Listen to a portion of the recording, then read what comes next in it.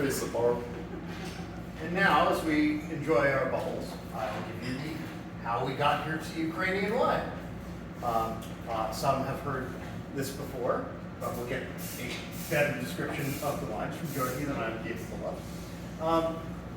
So I'm Sam, and forgive me for things I might not know. I will punt questions to Giorgi, but I've only been doing this for a couple of years now, and only actually selling wine for a few months. I don't come from the industry. I have no background in this whatsoever. I was born in DC. I grew up in Bethesda, Maryland, and I joined the military when I was 17 years old. Enlisted end of 2004, beginning of 2005. Not that long after 9/11, and served in the military for 12 years. Served in Afghanistan, did Katrina, Rita. Wound up getting hurt and not being able to deploy anymore, so I got out and went into the defense industry. And because of the unique things I did in the defense industry, namely working at a very high level doing night vision and communications and survivability, armor, ground mobility, weapons systems, etc., for U.S. Conventional and special operations forces. When Russia invaded Ukraine in February 2022 with a full-scale invasion, I got a phone call from some friends in the special operations community, retired out of special forces, and said, hey, the government's not doing anything. They pulled everybody out of the embassy. We're putting together a team of advisors to go advise the Ukrainian government on health, and they're asking for a weapons and equipment procurement and acquisition specialist. We leave on Saturday, no pay, no insurance, no backing, but this NGO will pay your airfare. Do you want to come? So I went and talked to my wife, and I packed up my body armor and chemical gear and medical equipment and about $8,000 in cash, and got on a plane to Poland, joined up with the team, and went overland into Ukraine about week 5 of the invasion, and wound up living in a Ukrainian safe house with 3 cell phones, a laptop, some wine and vodka, and an AK-74 in case the Russians kicked the door in. I was embedded in a team of Ukrainian procurement specialists and military operatives, and wound up immediately falling in love with the country, the people, the mission, the fight, and the wine and spirits. It was supposed to be about a week-long mission, and it got to that point, had all the meetings we were supposed to have. Everybody said, all right, saddle up, we're going back to Poland. And I went, no, I think I'm staying. I felt like everything in my life had driven me to that point, prepared me for that. It was the most important thing I'd ever gotten to do. So I wound up staying and getting more and more into Ukrainian culture, Ukrainian history, and including being bribed to buy illegally Ukrainian wine and spirits because all alcohol sales were banned in the country at the time, and learning about them while living in the State House. Eventually I came back to the U.S. I kept volunteering from the U.S. for another 4 months or so.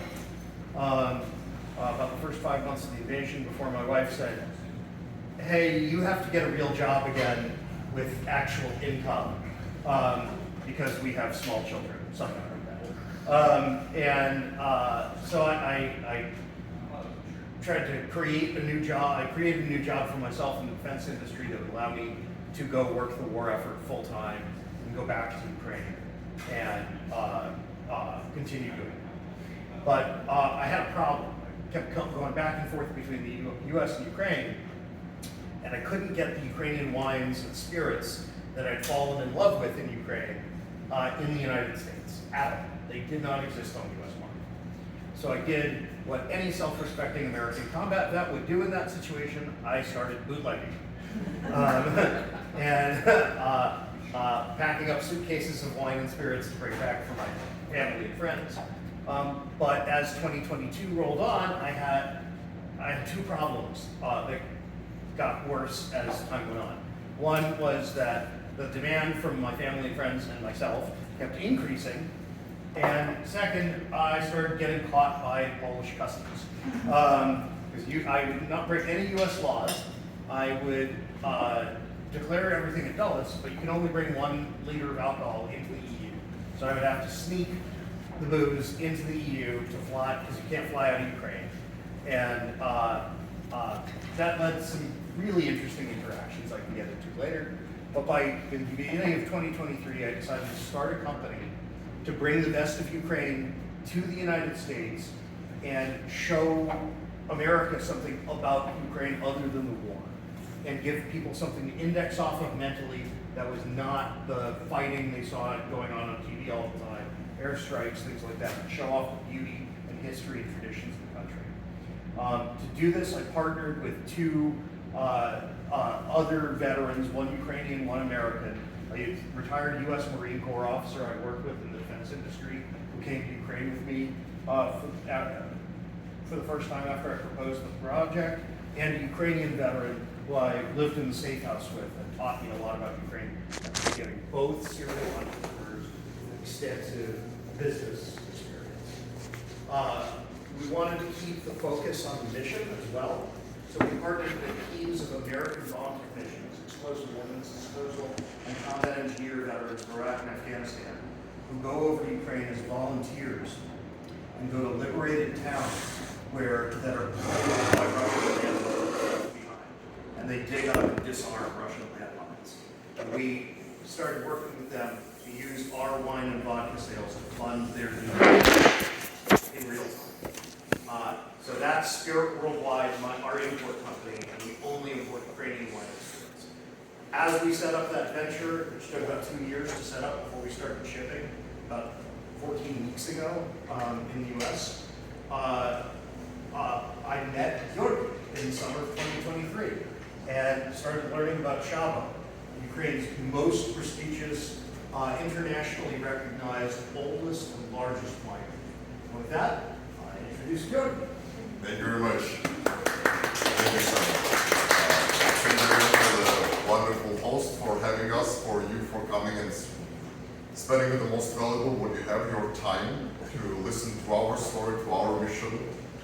Before I go into my presentation, like we're having now a nice aperitif, let's have a 1-minute video aperitif, so we have at least some visual cues for SHABO. This is the PDF, so the video. No. It is working. That's an interesting video.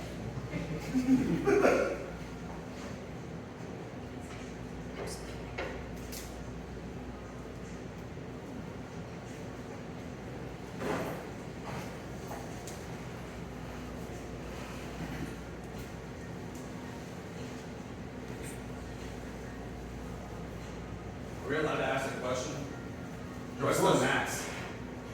The mask was created by our art director that tells 4 different varieties and 4 different seasons of the year. So it's an installation by an Odesa sculptor inside of a 200-year-old cellar. Interesting. Okay. Thank you. Yeah, and actually on one of the highest end collections of SHABO wines, when you get outside of the normal wines into the family collection, hundreds of dollars a bottle, that face, that mask is part of the label.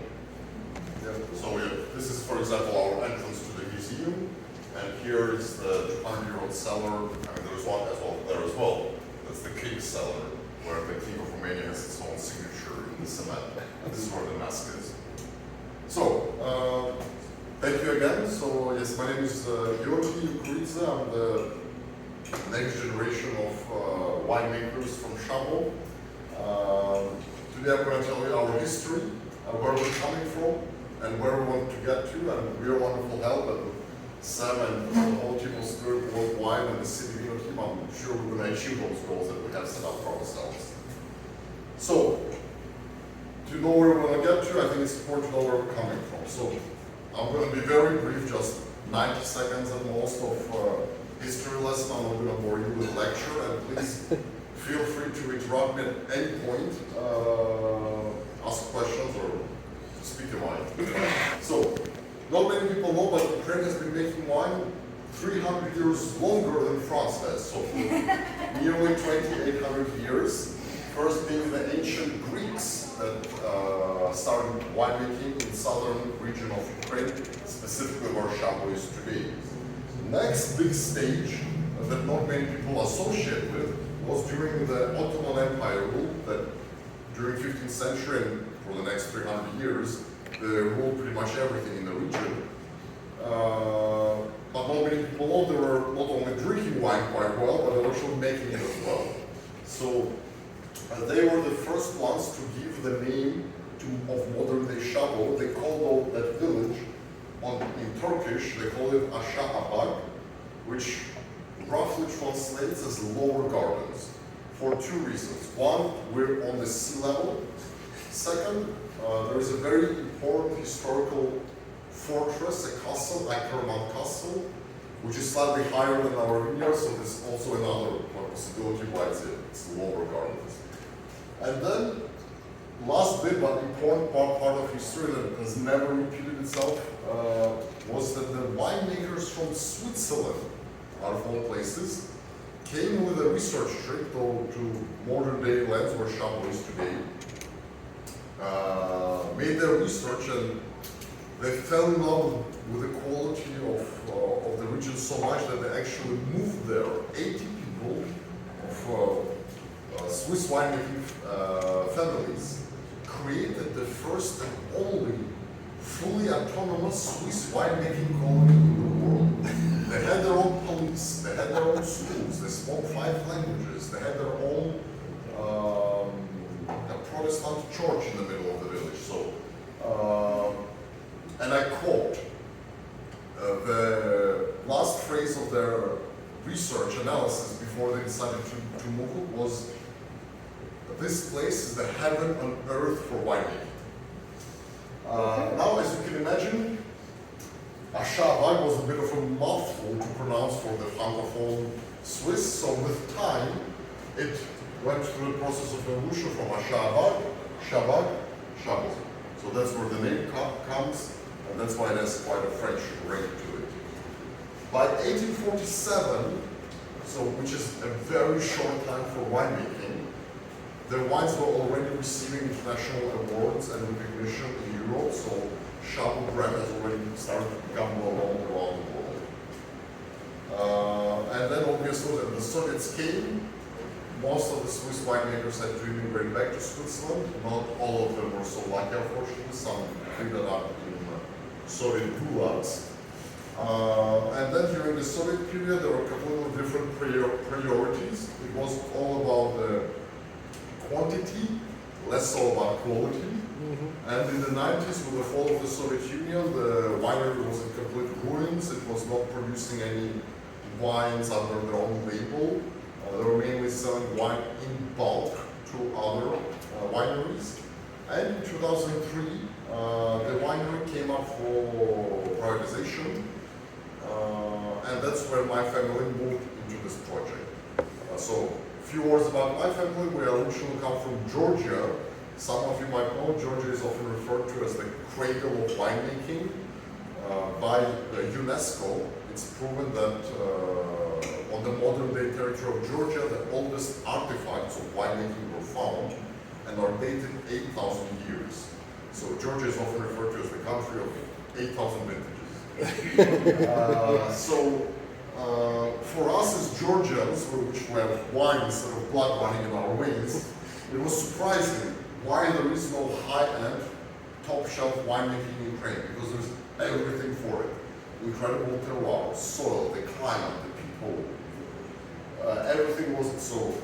With that goal in mind, my father went into this project. Before that, he was working as a hired manager at other wineries. All of this was completely bought on personal and bank loans that we service to this day. So for you to understand, this is the state that my father saw the potential in it. I still remember when he took me as a kid, they're like, "This is not what we're gonna do." I'm like, seriously? And this was still making wine. This is what the Soviets had done. Now, the Soviets occupied Odesa starting in 1940 during World War II, right? So SHABO had a 120-year history of greatness before that. They won the first international wine awards at SHABO in 1847, right? And the Soviets practically erased that 120-year history of international wine greatness. As wine was beginning to proliferate throughout the world through easier international trade of wine. That's why we don't know about Ukrainian winemaking, despite how old it is, because as wine was finally possible to get to places like the US from Eastern Europe, the Iron Curtain slammed down, and it became impossible to get it, and then the Soviets ran it into the ground. At which point, Giorgi's family took it. So my father, if I may say so, saw the same potential as the Swiss did. Because for a winemaker, second to his guests, the most valuable what he has are the vineyards. Is the terroir. It's what makes your winery special. That's why you can be driving on a 2-lane road in Bordeaux. But for some reason, this winemaker makes wine that sells for 15 euros. You really will cross 20 meters and this wine costs 5,000 euros. Because those 10 meters make the world of difference. So that's what most valuable we have. So how did we get from here to here? I'm going to tell you the story. Are we? I think we're already on the next one. Okay, so before we move into the next stages, a few words about the original collection rosé that we were having, which during my last visit I received a lot of questions like, what is your favorite wine? It really depends on the mood and the food I'm having, but at that point it was the rosé, this very rosé, and because of that, unfortunately, we were running extremely low in May, that we had to make an emergency delivery by air freight to USA, so it went very well. So this is one of our top sales. So this is an original collection rosé made with a blend of Pinot Noir and Merlot. In this instance, this is a stainless steel fermentation, but there is a key difference between 95% of other rosés you're going to be having elsewhere, is that this one is made by a free-run juice. It's gravity fed. In other words, we do not use any mechanical presses. The grape is crushed under its own weight. So the free-flow juice, what it does in return is to keep its beautiful fruit-forward flavors and aromas. It helps to preserve that uniqueness that we value so much in rosé. So this one will be extremely beautiful mouthfeel with very subtle. For me, I always say it's like dunking your head in a basket of raspberries. Just that raspberries, strawberries. I also forget the name for little strawberries. I don't know how it's called in English. I'll Google it after.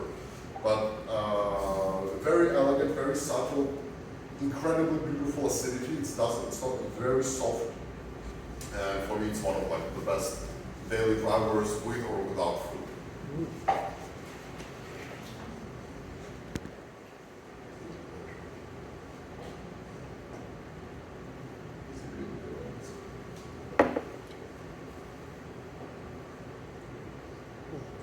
Works really well with this thing. For some reason, it says also strawberries. Like a wild strawberry, maybe? Probably there are much smaller ones, but a more concentrated flavor. Like your yard strawberries. Yeah. Yeah. All good? Moving forward? Absolutely. Perfect.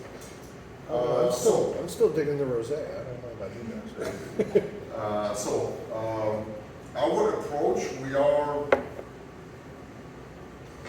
OCD in terms of when it comes to winemaking. So excellence in everything we do. So we built our world on, let's say, the so-called 3 elephants that holds our principles. And first of all, the motto of my family is wine is culture. And it doesn't limit itself to just the winemaking process. And every single aspect of your life, because wine is really where you're born, wine is really where you pass away, and everything in between as well. So whether it's how you make your wine, how you run your business, how you pay your taxes, how you treat your colleagues at work, how you celebrate your occasions, how you drink responsibly. So in every single aspect, wine is there at any given point of your life.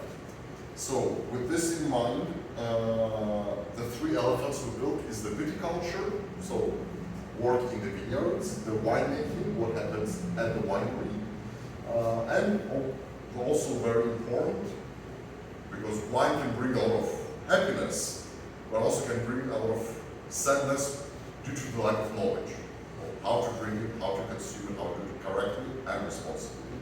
So we covered all those three grounds, and then now we're going more in detail to every single stage.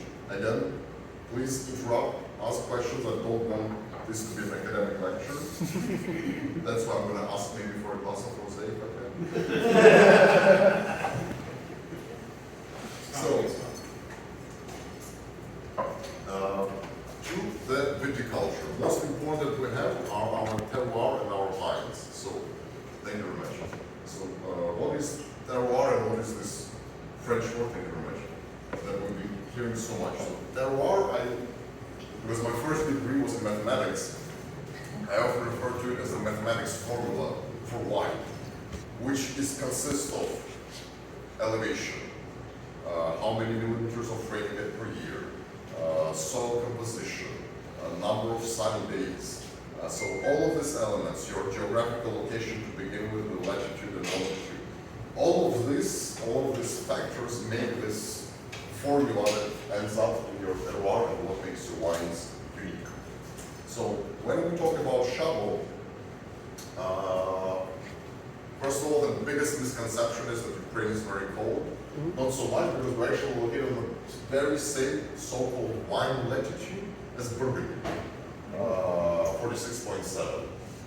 Furthermore, we have And Northern Italy.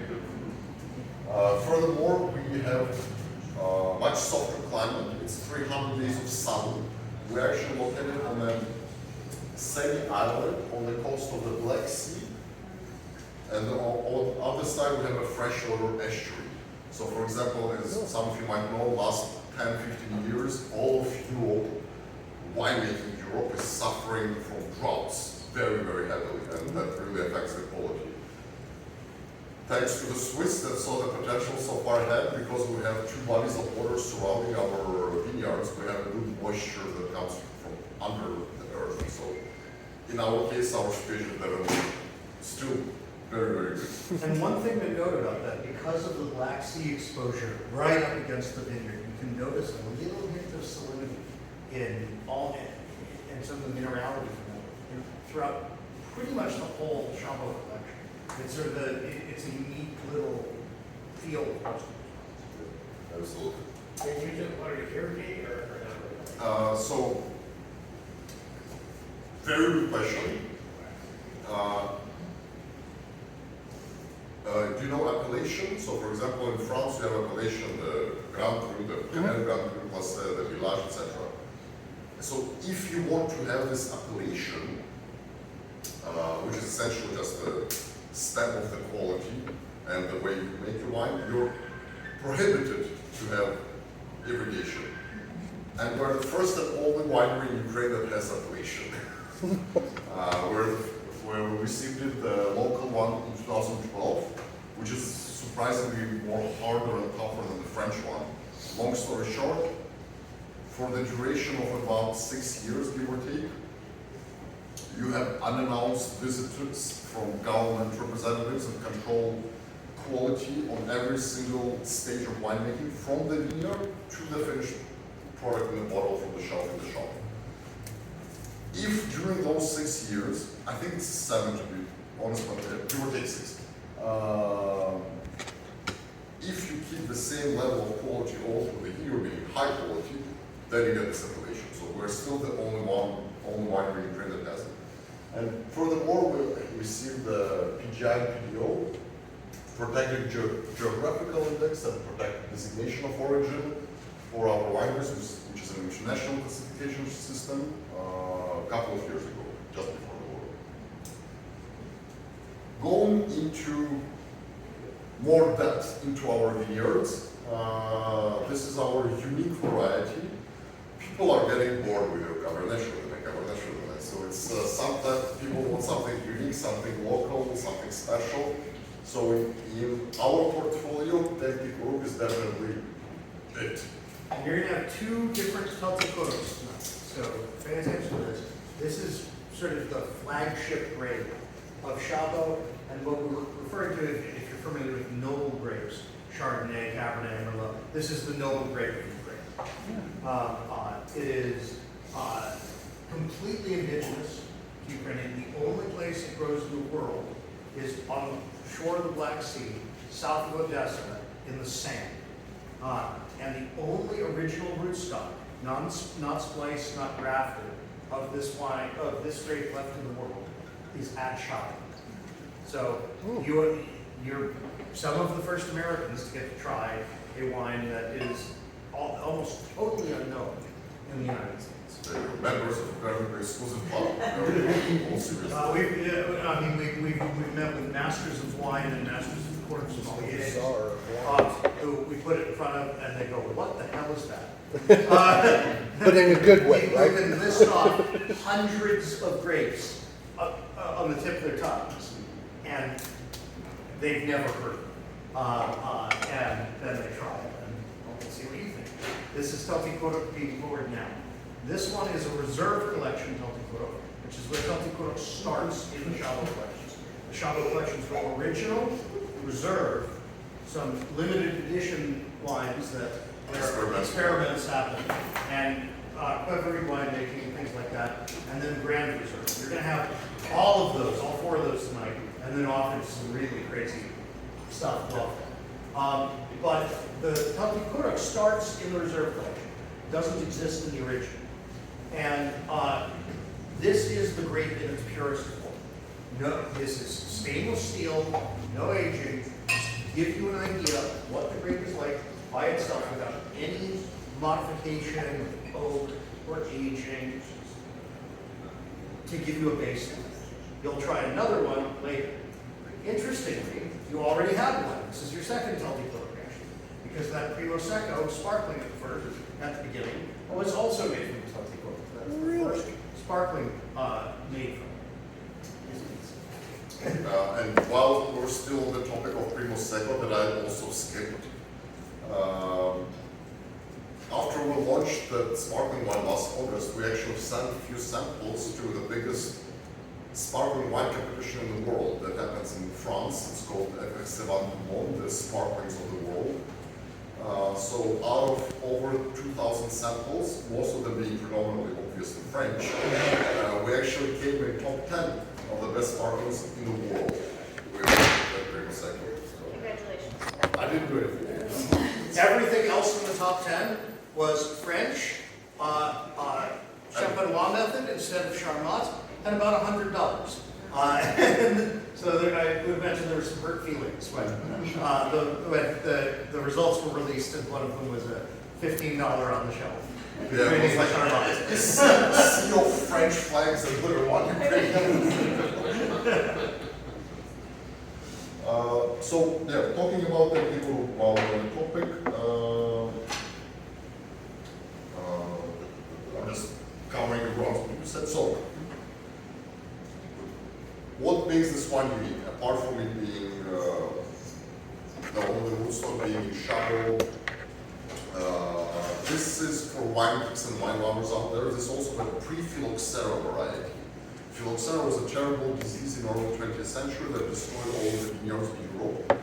Essentially, it was like a small bug that ate the rootstock and the leaves in the grapes essentially. So the group was growing and still is almost exclusively on sand. And because of that, this bug will climb its way up. So Delta group is also a member of a very rare club of what is called the pre-phylloxera variety. So essentially, we're able to try the original grapes that were like our ancestors used to bring 10, 15 generations ago. So it's not modified, it's not grafted, it's original. And specifically, SHABO has been growing Talti Kurok for its entire 203-year history. So this is the same wine that was grown by the Swiss in 1822. And first planted by the Turkish in the 15th century, by the Ottoman Empire. So in terms of flavor and taste profile, so Delta is definitely something I would say gastronomic wine. The food pairing is the superpower of this wine. It goes with pretty much everything from your cheese, goat cheese salad, seafood, fish, all the way to beef tartare, if you ask me. So it's really the superpower of this wine. With the palate, you have very beautiful, crisp notes, strong minerality. You have rhubarb, lilac, linden, a bit of floral, again, a bit of white acacia, and as Sam said, due to the proximity to the Black Sea, it has very pronounced, in a good way, minerality, which, like salinity, you can almost taste the Black Sea, the sea salt in it. And a touch of sweetness in the aftertaste, at the very end. And again, beautifully structured, beautiful minerality, all balanced, and this is, let's say, the main style of SHABO wines is all about balance. There is no sharp acidity, there is no uncontrolled alcohol, it's all works in unity. I think this was the first wine picked up here at City Demon. And if you're members of the wine club here, this is in the wine club wines this month. A bit of lemongrass as well, some citrus notes. And a beautiful, beautiful mouth. So, this first indigo you're trying is actually just stainless steel fermentation and straight to the bottle. So you can taste the pure varietal. The next one we're going to be trying is the opposite in technique, but more of that later. Yes. So, Any questions on Teltikoro? Any thoughts? Any? Yes. This is like a unique, specific varietal to the Ukrainian region that's like Yes. it's grown forever, Ah. and you won't see this type of grape anywhere else. Nowhere else in the world, and the only original, genetically original, pure form of this grape is at this wine. It doesn't exist anywhere else. Would you be willing to send clippings here to the United States to start planting, or like? sure, it will be an interesting experiment to see. That would be interesting. Virginia Teltikoro. So you're pushing Sam now from being an importer, like in the next 5 years he's going to become a winemaker. Well, the philosophy of our family that in winemaking you don't have competitors. It's all colleagues. Because we have, all of us are a little cuckoo to go into this. No, actually, that's 100% true. So we are expanding our wines that we're bringing in from Ukraine. And guess who our #1 consultant to help us know who to work with is? Right? No, seriously. So to back to the story a little bit, an interesting how Giorgi and I met was through another Ukrainian winemaker. Because I went with my partners, to visit some wineries. We found one we absolutely love, called Father's Wine, in a town called Chernobyl in central Western Ukraine. And we spent the day very drunk on the wines. Really, the wheels fell off about that but it was, we briefed them on what we wanted to do in bringing Ukrainian wine to America. And they said, "That's awesome. Did you see how small our winery is?" They said, "America is really big. We want to do this with you, but we can't do it at the scale you're talking about. So, you need to meet SHABO." And my reaction may have been, "What's a SHABO?" Then I later realized I'd already had their wine. But I didn't know the names of wineries yet, I was just getting into this. And so Oksana, the head of Father's Wine, took me out to dinner with Giorgi, and we got to know each other. And that's the kind of familial and collegial environment there is in Ukrainian winemaking. It is not the sort of backstabby, like punch and fight culture of the competition. It is very collegial. And we actually had a call yesterday morning with another winery that we're going to bring on, with Giorgi on the call. He made the introduction to us of a winery in the mountains of Western Ukraine that Giorgi holds in high esteem. So it really is. It is a family affair of winemaking and of importing this project to bring Ukrainian wine to the U.S., where we can build out a Ukrainian wine section in wine stores across the country. Yeah, because honestly, I recommend the wineries that are Yeah, Kubu for wine making, because the best comment I ever received from all the guests who had at our winery is that it was like an anonymous comment on TripAdvisor. It said, I don't know who the owners of this winery are, but they're motherfuckers. to do this much, get one winery. And the one wineries I recommend is for the people that I know that live for the wine and the grape. Because honestly, my family has been doing this for around the third generation to do it commercially, and we have 7 generations before that just to do for themselves. If you want to do business and make big money, don't go into the winemaking. Go into distillates, go into something stronger. And so to get into that, to preface this, you're going to see a lot of crazy equipment and see the $115 million that Giorgi's family has put into this. And how far that money goes to Ukraine, that's like if you see an American winery that somebody's put $400 million into. Okay? And people, one of the questions we often get is, how did they put that much money into it? And the answer is what Giorgi just said, distilling. And we won't get into these products that much, but SHABO is also the #1 brandy producer in Ukraine, which is a brandy producing country, or a brandy drinking country. And SHABO produces 35% of all of the brandy consumed in Ukraine, which equals about 1 million bottles sold per month domestically. Even now with the war. Right. And so that translates, that is the cash cow, and the money from that is taken and put into the passion project of having one of the craziest wineries on earth. Absolutely. So, if no comments, we're moving. Yes, sir. Sorry, this is one question.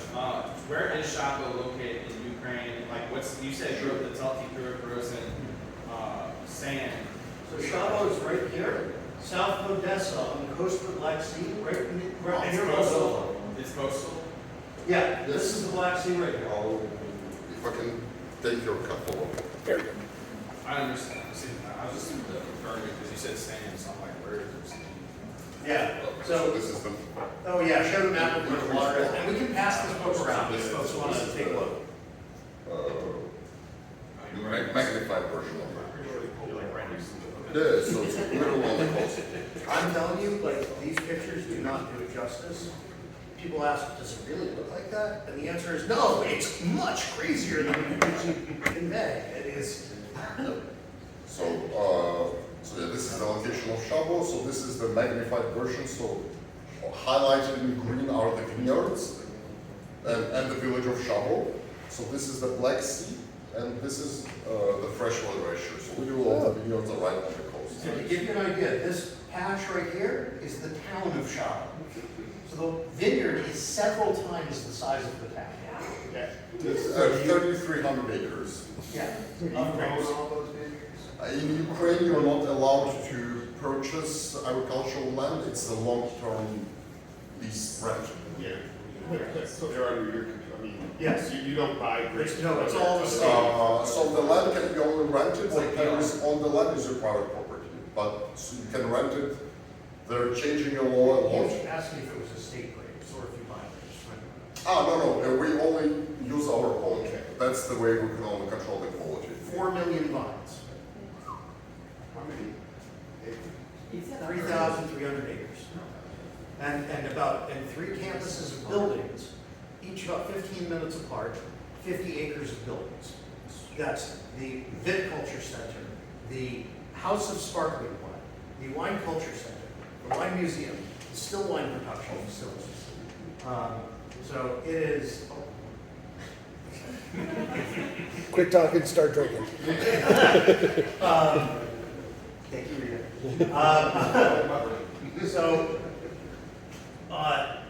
It really is an unbelievable breadth of the facility. A basic tour takes 4 hours. You know, you go to a wine tour, at most places it's 20 minutes or something, and then you go to the tasting room. 4 hours for the basic tour. An industry level tour, Unbelievable. yeah, I mean, I learn more every time I go, and with tasting, we probably spend 10 hours a day. Yeah, easy. So, the next wine we're trying is our Reserve Collection Chardonnay from 2022. So again, from Reserve Collection, what it means. It comes from a different parcel of the vineyard because wine is born in the vineyard. It has lesser yield, we leave lesser yield per each vine, so whatever grape remains is much more concentrated and has more flavor and has more minerals and in turn gives better wine. So hand-picked, transported to the winery, and we, in this case of the Reserve Chardonnay, it's stainless steel fermentation, but we do oak it for up to 6 months in a second and third-year-old barrels. Why for 6 months and why not new? Because we don't want to be Californian. So it's, all jokes aside, I love Californian reds, it's one of my soft spots, but for our style, we find that it's much better to use oak very sparingly, so it's integrated into the wine and not overpowering it. So we want you to try the Ukrainian terroir and less so the French barrel producers. Though even with, when you get into some of the higher collections, you'll have a first year oak with longer aging, but still, as just in advance of trying that, notice how delicately and gently that's integrated despite. Yeah. So here you can taste, again, beautiful mouthfeel, very subtle, freshly cut grass. You have very typical Chardonnay. You have some exotic fruits, maybe of like mango and papaya, later to the end of the aftertaste, and then the aftertaste. This is something we always fight for because we don't like our wines short. When you drink like water, you forget about it. We like it to linger with you, to stay with you, to be a pleasant thought that stays with you. So this long-lasting aftertaste is also a big part of our style. And again, as I mentioned in the beginning, all of our wines can be defined probably with one word, and that word for me would be equilibrium. So it's, again, nothing is here that's not supposed to be there. So if no questions on Chardonnay? No. Okay. So team and technology. So I couldn't do anything that we are doing without the team that works at the winery. We have almost 1,200 people working full-time at our company, at our winery. But even still, we know that it's no what we call a one-man orchestra. You still have to listen and hear and always develop. You never should be still. Status quo kills the wine. So for this reason, we work with Stefan Derenoncourt, who is one of the persons who created the profession of the so-called flying winemaker, i.e. the wine consultant. He's the student of Michel Roland, who invented this profession in the 70s. So with Stefan, we've been working from 2010, 11, give or take. Long story short, why? Because before we tried many different consultants, Australia, Georgia, Italy, France, but from other part. But why we knew that we would find a common language with Stefan, because the first time he came to Odesa, to SHABO, I picked him up at the airport, we're driving to the winery, and just about to enter the winery itself. And Stefan stops, he's like, I have nothing to do here. I was, excuse me? Take me to the vineyards. That's where the wine is made.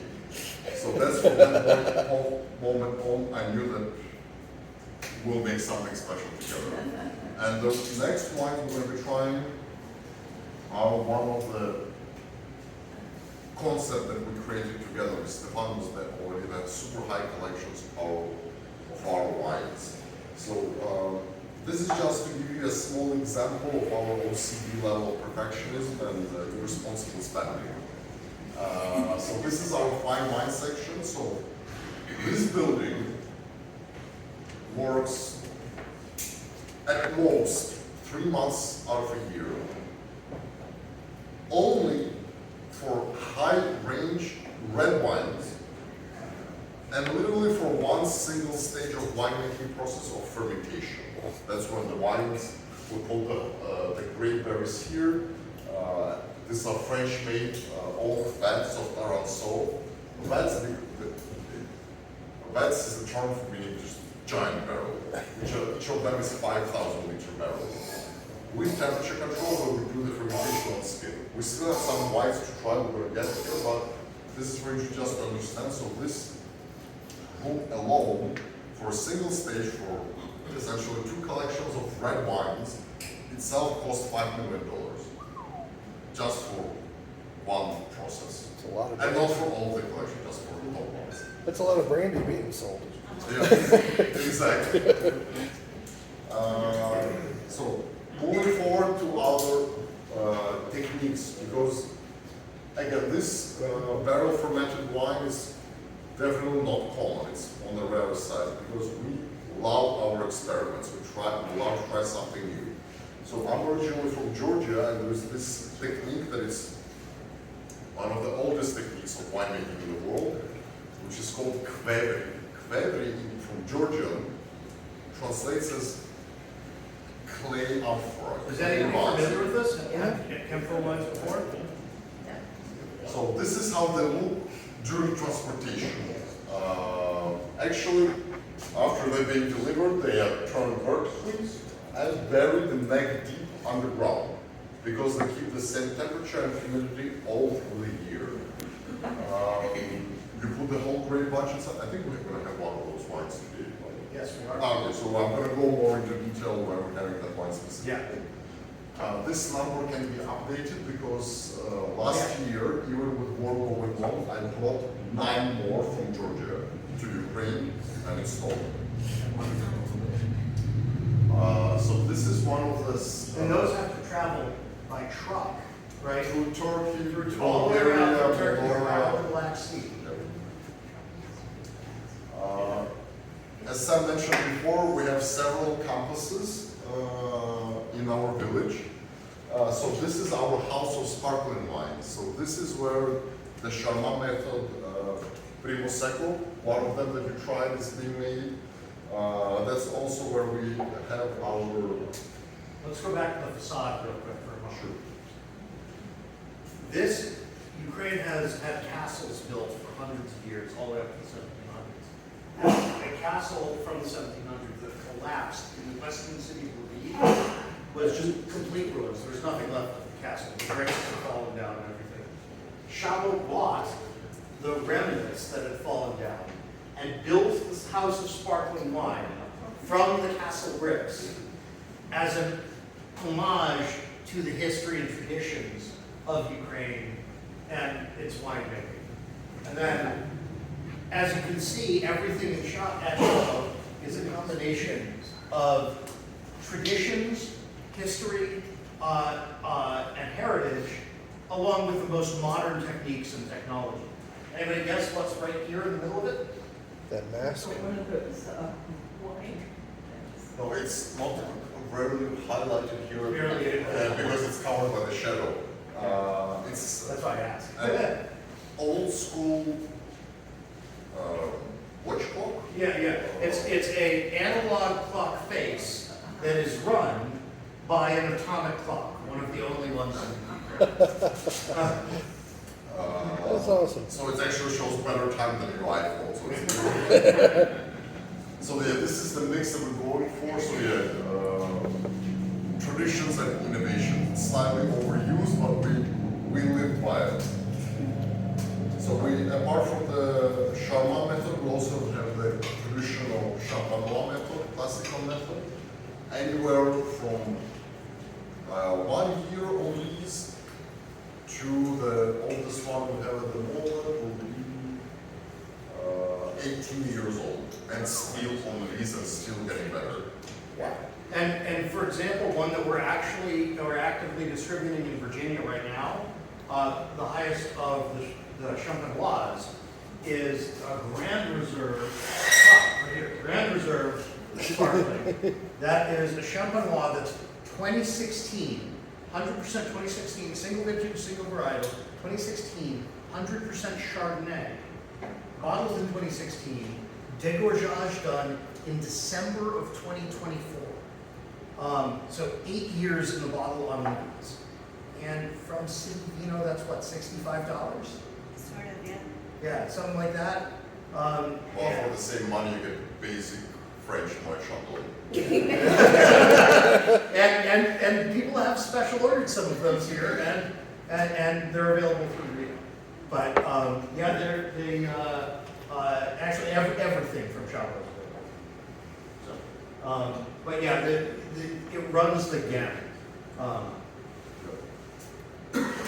So, apart from wine, we also want to expand the big SHABO family and to provide better services for our clients to be involved. Let's jump into Grand Reserve Healthy Cook.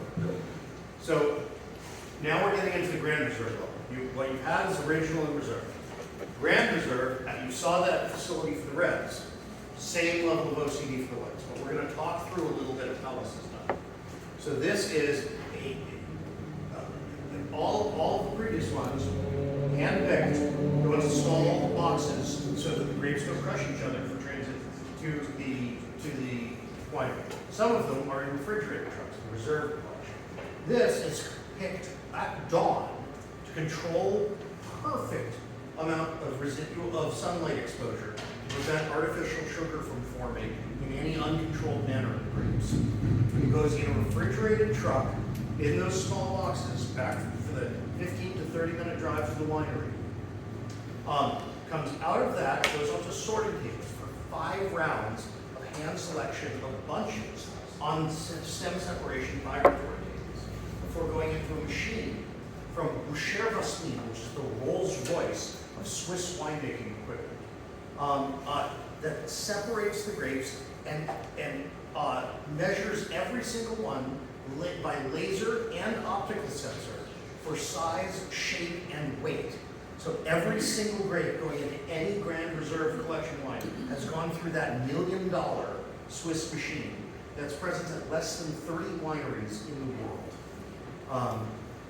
After that, all the Grand Reserve wines, whether they're in the 5,000 liter Taransato tanks, vats, or in 228 liter or 500 liter barrels, is fermented in French oak before going and being separated and moved to usually a mix of new first-year French oak and second-year French oak for, in this case, 10 months of aging before being bottled, and then every single bottle is numbered uniquely for that year's harvest. Absolutely.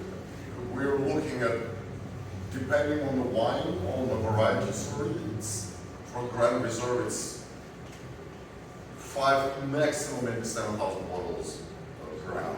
So if you taste this and notice how different this is, same thing, 100% Celtic Coro, but a completely different process than the one you tried earlier. Yes, sir. I love Eastern European wines. Croatia has been my favorite Eastern European wine region forever. There is a Greek wine called a Sirtiko that this vaguely reminds me of, that I will tell you right now that a Sirtiko used to be my favorite Eastern European white wine. It has since recently been replaced, like within the past 5 minutes. And I think we need a new term because OCD just does not cover what you guys do. OCD is low level compared to what you guys do. You're up here somewhere. So. This is delicious, so thank you. I appreciate it. Thank you very much. So, this wine has an extra layer of complexity. The barrel, first you can see already, and the barrel fermentation, because this wine do ferment in small sized barrels of 228 liter Burgundy size. It changes the mouthfeel. It's might become much more silky, more velvety, much more supple as well. This is also the first Ukrainian wine to be featured in Michelin-starred restaurants in London, 2 in Paris, 1 in London, several years ago. And this is a wine that is currently sold and exhibited at the Bordeaux Wine Museum, the Cité de Bordeaux, as a representation of the greatness of Ukrainian wine. That museum only selects one winery from each country to be present in that museum. And for the last 14 years, it's SHABO. And From the day one since the museum opened. And there are 2 wines from SHABO represented in that museum, the 2 wines from Ukraine, and you're going to try them both tonight. This is the first one. Any questions, thoughts on Grand Reserve and the group? Then moving forward, so as I mentioned, we try to offer more and more services and develop further our communities. It's very labor intensive, you know? Very. Very labor intensive. Oh, absolutely. Anything you're doing, you know? Yeah, that's why one of the most important factors is the team you're working with, because if they're not as crazy about wine, committed about it, you're not going to get any results. Is there something like a spectrometer or something, that thing, $1 million? That one comes on a later stage after the wine is harvested. That's part of it. But thank you for the question, because yes, you're completely right. Usually,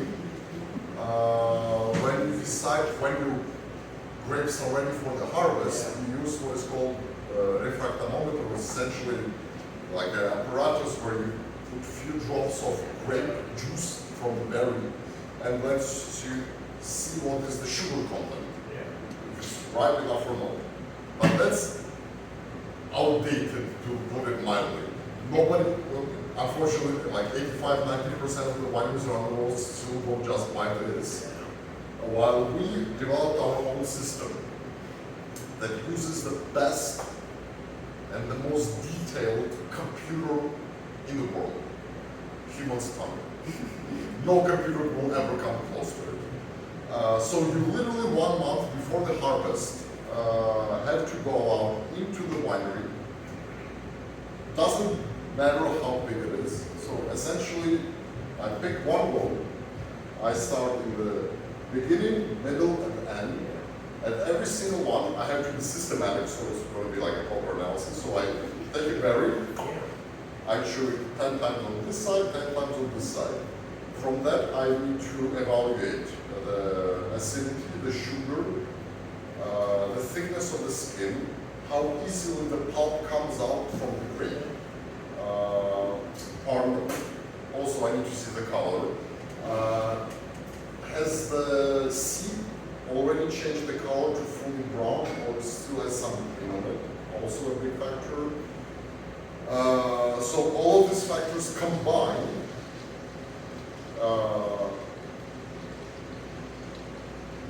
make me realize that if it's ready to harvest or not, find the optimal date. Now, I have to do this in the beginning, the start, at the end of every row, and every 5 rows over. In our size of wineries, honestly, me personally, I did it twice. I can't remember when it was, I think last time was maybe 9 years ago. Long story short, I still cannot eat grapes to this very day. Thankfully, I can drink wine, but I can't look at the grapes anymore. Yes. So you guys have all this acreage, and you're like, let's say you're growing so much of Iukuridze specifically. You're saying even within that one harvest, of like there'll be variety even amongst like. Absolutely, yeah. Even in one parcel, maybe that is exactly maybe too big, it can give different quality of wine. So in the process, our winemakers or myself, okay, we can see the change coming, and we say, okay, this one, for example, will go to the reserve collection, but this one is for Grand Reserve. So it's. And this crap over here is brand new. Yeah. They're all treated the same though. They're all getting the same amount of like water, nutrient. Like you're not like experimenting. You're like. Oh no, we do experiment a lot. Okay. Thankfully, we have the acreage for it to play around with, and The number of winemaking experiments they're running at any given time is staggering. yeah, we still do a lot. What is this, like a mountain? Winemaking experiments where they're trying out new things, new combinations. SHABO was the first winery in the world to make a Saperavi Merlot Cabernet blend. Yeah. For example, now, like in the Georgian amphoras, I'm trying Pinot Noir. From my other side, from distillates, I'm testing now to make. It already exists in a few parts of the world, but I'm not satisfied with the quality. I'm trying to make a gin that's made from grape spirit. So this is also like just to highlight some of the experience that are going on right now. We haven't imported it yet, but I have a bottle of Grand Reserve at home.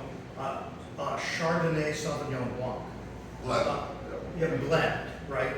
And right, and I'm gonna crack that open with my dad sometime in the next few weeks, and yeah. There was also another experiment of 3-in-1 blend of Chardonnay, Sauvignon Blanc, and Pinot Grigio all in one as well. The last time Sam was here, we were contemplating a single varietal Viognier. You said that, Sam was saying that you were doing blends with the Viognier, but here in Virginia, we know the grape. It would be interesting to see, There's a lot of it grown. Yeah, all good, that is interesting. it would be interesting to see a single varietal Viognier from you. I'm not gonna share all my secrets what's in my mind. I'm gonna keep you guessing, but I'll duly note it. Okay. So, briefly on the individual wine cellars. So, apart from Grand Reserve, there is also what we call a family collection, which are the wines that my father from the beginning saw, which is first mission to create the best of the best wines, not just for Ukraine, but in his vision of the world. So these wines we make only on top vintages, which will have the highest potential for bottle aging, meaning that we'll go through the process of evolution in the bottle and not stay the same. So for people who buy those family collections, we offer individual wine cellars, which looks like a small bank vault, anywhere from 17 to 72 bottles, depending on what your desires are. Minimum purchase time is for 10 years. What's included? So, ideal conditions for storage of your wine. But more importantly, every year, every February or March, we taste those family collection wines from our stock and give you a written report and analysis saying, okay, it's still developing, it's still getting better and better, or okay, you should drink it now, or it's becoming vinegar. This is one of the, let's say, extra steps that we offer. And up until now, while SHABO is exported to 30 countries around the world, the U.S. was the 27th country SHABO came to. And if you're interested, we can share the story of that, why that is later.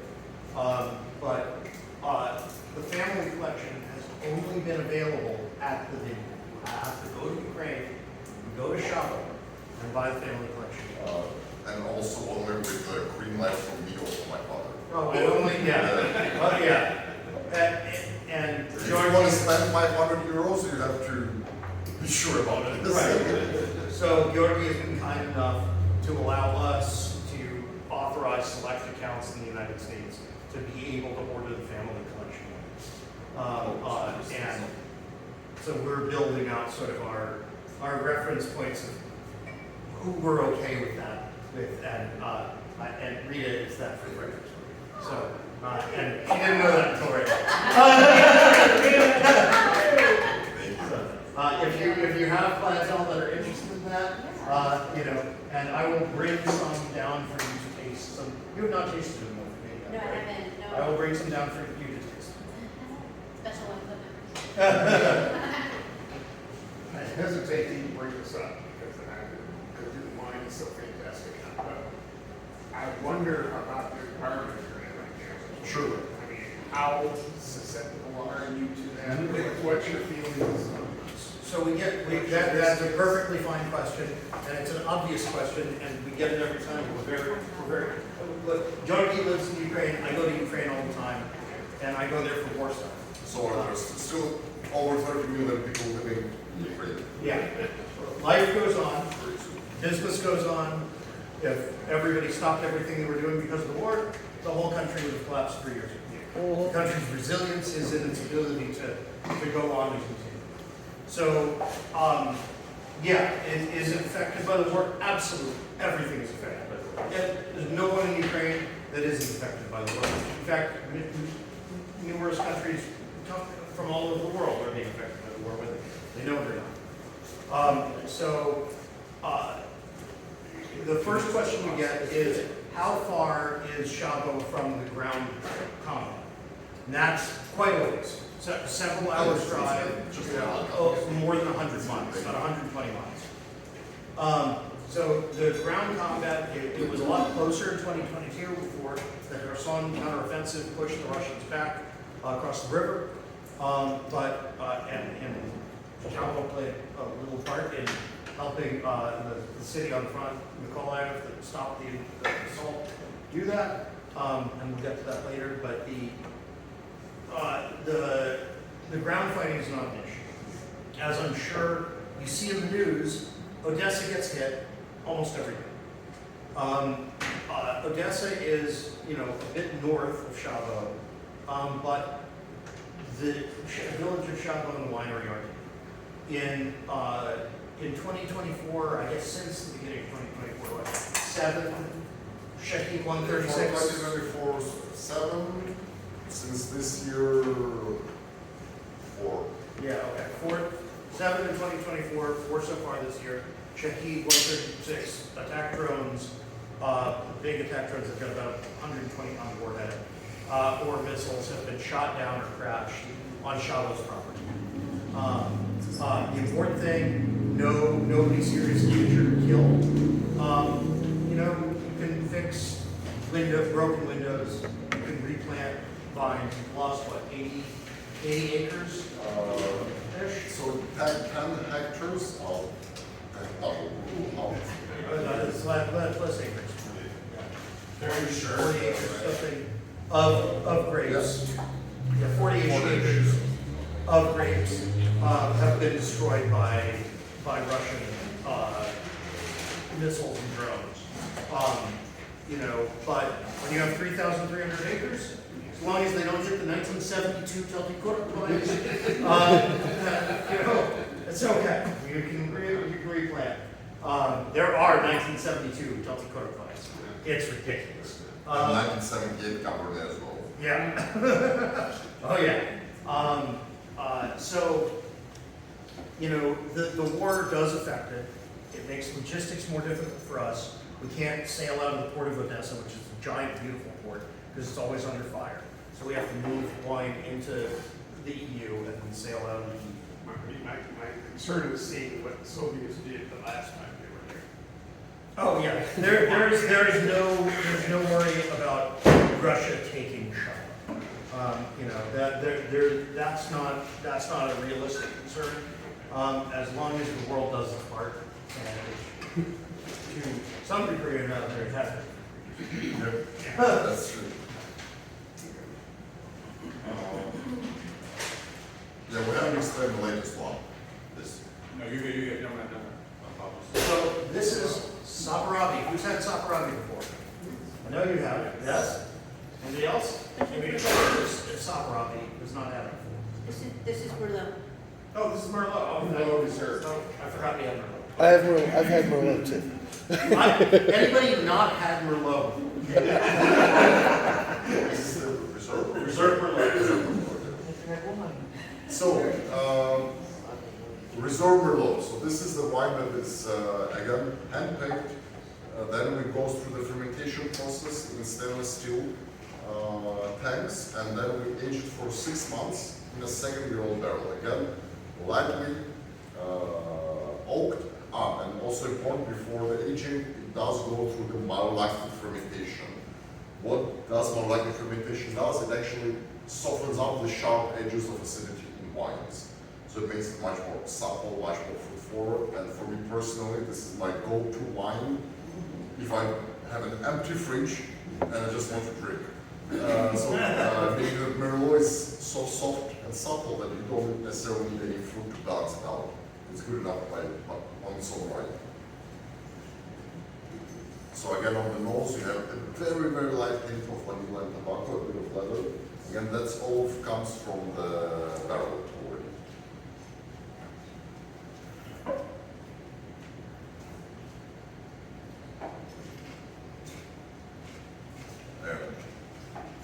Very supple, very soft, completely, very silky.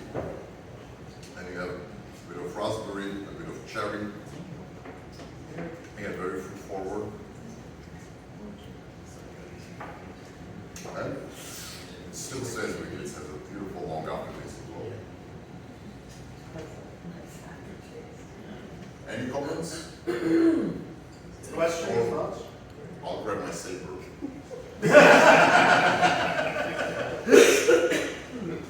Yes, we got questions back here. I had a random thought, but it was based on your conversation you're having with about the war and stuff. Yeah. And I was just gonna say, like Fredericksburg, here where you're at today, is historically like the Civil War was majorly fought here. I actually took Giorgi to the Museum of the United States Army earlier today. Okay. And we went through the Civil War exhibit, and I pointed out Fredericksburg and the proximity between Washington and Richmond and Fredericksburg role in the war to help him understand where we were going. Literally right where you're standing right now. Yeah, there was fighting right here. Literally. But I was gonna say, there's an island right here in the middle of the river, Fox Island, and during that time, it was like the third largest winery in the state of Virginia, but they obviously got affected by war stuff. I was like, yo, it's the same thing. Like, you know, I was just saying. Well, that's actually a good point. There's wine history and war Yeah. right here. We're not looking for any gunpowder flavors in our own. Let's keep it that way. Yeah.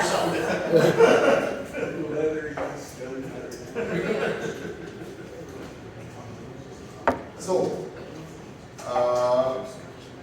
moving on to our final elephant, the pylon that keeps our SHABO universe at, is, as I mentioned, the importance of wine, culture of wine consumption. Again, because of the Ukrainian history, some parts of the culture were lost. So, as I mentioned, for our family, it does matter what we do. It does matter that wine brings a lot of happiness and can bring a lot of sadness due to lack of knowledge. So for this reason, we built this wine culture center that educates on the history of world winemaking, Ukrainian winemaking in depth, teaches about SHABO's winemaking, our OCD approach about winemaking, viticulture in general, because not everybody grew up in villages. Some people are lived in cities all their lives, and they do think that sometimes grapes grow on trees. But that's why they like here at vineyards right at the factory, so they can see how it actually looks like. Yeah, it's actually fascinating. So they have like rows of different grapes for training and for tours coming through right at the vineyard. They have a whole section mapped out and one row after another of different grapes as examples so people can understand the SHABO approach to the viticulture of the vineyard without having to drive all the way around the vineyard to tour it 5 hours. So, for example, you can see the entrance to our museum. Actually, I might as well use this laser pointer. You see. So, for example, this is the entrance to the museum. So, first pillar you see is actually Georgian amphora, the one we saw, where the wine is made. That's where the wine was born on our planet. The next one is the Greek pillar. First people that started winemaking in Ukraine. Then the next one, we have the Ottoman Empire. The next one, we have the Swiss pillar, which is made in the form of a winemaking press. And then the last one, especially if you've been to any Soviet country, is the very typical Soviet architecture style, if that word fits. And the last pillar, the modern SHABO, is everything you see around you. So this is just also a small part just before you even enter the museum. So once you enter, we have several tasting rooms, old 200-year-old cellars, a museum labyrinth. We have several movie theaters, various tasting rooms. And my favorite comment that I received from the guests from that visit our winery, and I think I mentioned the TripAdvisor, like for example in TripAdvisor in Odesa, when you see the main sites to go and visit, the first one, no argument there, Odesa Opera House, which is regarded as the most beautiful opera house in the world. Second place, although we're not in Odessa, is our wine culture center. And the comment we got there is, it's a place where you fall in love with wine. Oh. There are art installations all over SHABO made by Ukrainian artists, by Swiss artists, their art director. And by the way, I have to jump back to a note on the history of this place. That SHABO doesn't only talk about the history of the Swiss colonists that stood it up and created the winery, they still bring that into play. And SHABO has anniversary celebrations where they invite all of the descendants of the original founders of the Swiss wine colony to come to SHABO and have celebration of the wine history of their families at SHABO. Yeah, we had an extremely, like on the side note, we had an extremely emotional, it was the 190th anniversary in 2012, since the colony was founded. And it was the first time that families of those Swiss winemakers came to SHABO when my family was already there. Because they came once before in like early 90s. And they were so depressed by what they saw, what happened to the village. It took us like 1 year of convincing them to come. And one thing that we also did, my family did, is that there was an old Swiss cemetery. It was just run down and you barely couldn't find your ancestors to pay respect to them. So it took us about 7 months working with Odesa and local archives to find all the correct cemeteries, to redo all the headstones and essentially renovate the whole cemetery for them to come. So it was a... That's incredible. I didn't even know that part. So this is an art installation about that does, anybody familiar with the fountains at the Bellagio in Las Vegas that do water and light shows, different music, right? I'm sure you've seen it in movies. This is that about wine. And there are power jet fountains inside here that you walk in and you surround them. And the fountains go up, different music and light shows as interpretations of the fermentation process and different vintages inside here. This is what I call SHABO-glyphics,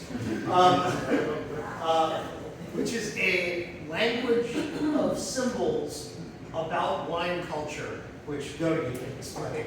Sure. So, I see a course already. all by accident. Because of the close heritage to Switzerland historically, thank you very much, to SHABO, we obviously also kept it in mind. It was also also something we kept in mind, but also a happy coincidence. Long story short, we met an incredible artist and art director from Switzerland who was living in Odessa at the time, Mr. Hugo, and he helped us to develop this wine museum project. What he did is also create the SHABO hieroglyphics. So, just an example of, if you can see it here, if we take these 2 lines. So here, if you don't see, it's mountains, cross-sign, legs, and 47. From the mountainous Switzerland, the settlers came to the 47th latitude on horses with carriages to plant grapes. So essentially, you can read the whole story of the winery from this language, and you can see it everywhere. Like, I mean, you don't see it here, but like all of these are small flags with every single separate logo. Yeah, sign of that. take a look at the rosé bottle at the end of this, and SHABO glyphics are on the bottom bottle. By the way, I'm sorry, I just came up with that name. Sounds good, like SHABO. You're right, I keep coming up with new names for SHABO. So 8,000 years from now, some archaeologist is going to unearth this. What civilization is this? It'll be in the Planet of the Apes by then. Well, some ape archaeologist will be. Oh, must have been a primitive ape. How many visitors do y'all get? Because you have a very nice like center museum Thank you. and stuff. How Pre-invasion. Pre-invasion up to 70,000 visitors. Considering the fact that we are an hour and a half away from the nearest biggest city. So, but on average, it's about 50,000 visitors. Obviously, with war, it's almost stopped. Yeah. But not none. We actually, and we have had people who have come to these tastings with Giorgi and I in the United States who have then immediately gone to Ukraine and gone to SHABO. It's happened multiple times now. It's not an outlier. We have someone going tomorrow. So he's with his fiance and going, what time? 3 p.m.? 3 p.m. and their dog as well. And the dog. So we do provide tour guide services for those with brave of heart who want to visit Hawaii more time. Yeah, I mean, if we, just coming back to the map, sure, we just. It's not a business. That's just when people are really that interested. If we're you're happy really to help. interested, quick side note on how you can do it. So, you travel to Moldova, to the capital of Chisinau, after which you spend the night there, you take your rest. In the morning, we pick you up, we drive you to SHABO, which is just 25 miles away from the border of Moldova. Another security benefit for us, because Russians are not so. They're terrified today. Another country. Yeah. We spend the whole day at the winery, which has minus 10 meters, basements, bomb shelters, whatever you want to call it. But essentially, we're all set. There's enough wine, enough good food, so we can spend some time there. We do the whole tour they visit, and in the evening we go back to Moldova and fly to the next destination. This is the mechanics we'll be using with our non-military porters and our guests since the full-scale invasion. This is the Sapravi. So yes, so this is Saparavi. Saparavi is a traditionally Georgian grape, but this is planted and grown in Ukraine on the estate. The name Saparavi, anybody know what the name Saparavi means who has not been here before or owns a wine shop? So basically, you're asking like two people. I have no idea. It literally means the one that gives color. So if you swirl this in your glass, watch it stain the sides of your glass red. And your teeth. And your teeth, that's the next one. And your hand if you do that. But it is, this is one of the only grapes you cannot make white wine from. Most red wine comes from skin contact. This doesn't matter, the fruit itself is pink. Tenture. What? Tenture. Yes, That she knows the actual. the words she just said. Yes. It is a tenture. Tenture. Meaning that the, Whippy. Yes. meaning that the inside is pink already, so you can squish it and make it a white wine. You told me that last time, and then I wanted to tell Giorgi, but I couldn't remember what you said, so. So Sapravi is one of my personal favorites. This is the wine I definitely recommend with a meal next to it. Specifically barbecue, my personal choice is going to be barbecue of lamb or beef. But my personal would be lamb. So that's why we did a Euro pizza for tonight. Oh, okay, so perfect fit. So beautiful pronounced black currant, violet, a bit of raspberry. It's jammy, but I I understand now that I think in America when people say jelly, they mean a bit more sweeter side. What I mean by jelly is the density, meaning that you can almost bite into it. It feels so full-bodied.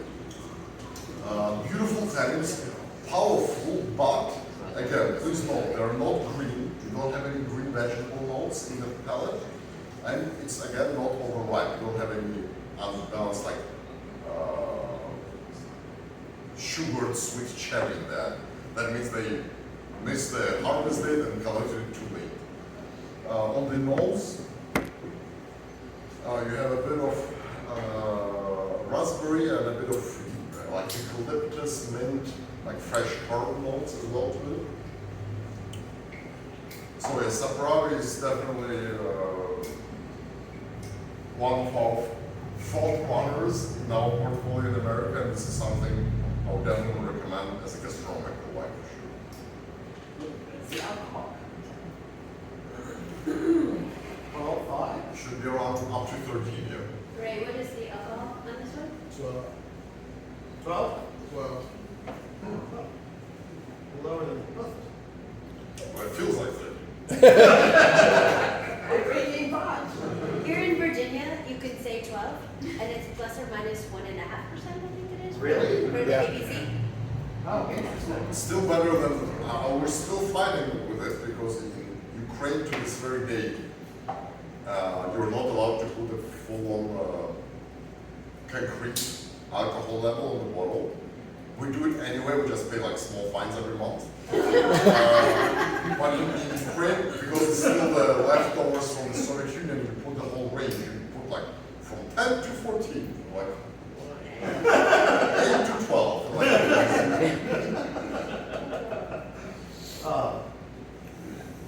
so yeah, if we move forward, it's the last, on the final stretch. We understand that unfortunately Ukraine is not well known in the world of winemaking, so we need to put extra effort to put Ukraine on the world wine map. Because trust me, any normal winemaker, if he was in like California or Italy or France, he would be ecstatic with 10 medals from any of these competitions we participate in. We take it a bit slightly to the next level, we're 600. Only top-tier international awards, we do not participate in anything local or regional. We're the first winery ever from Ukraine to receive 97 points from the Decanter Wine Awards, which is like Oscars from wine in London. 95 points from Jancis Robinson, from James Suckling, top 10 of the best sparklings of the world, top 10 of the best Cabernet Sauvignons in the Yeah, world. let's take the time, a moment to do that, because because we're getting into Cabernet next. Ah, okay.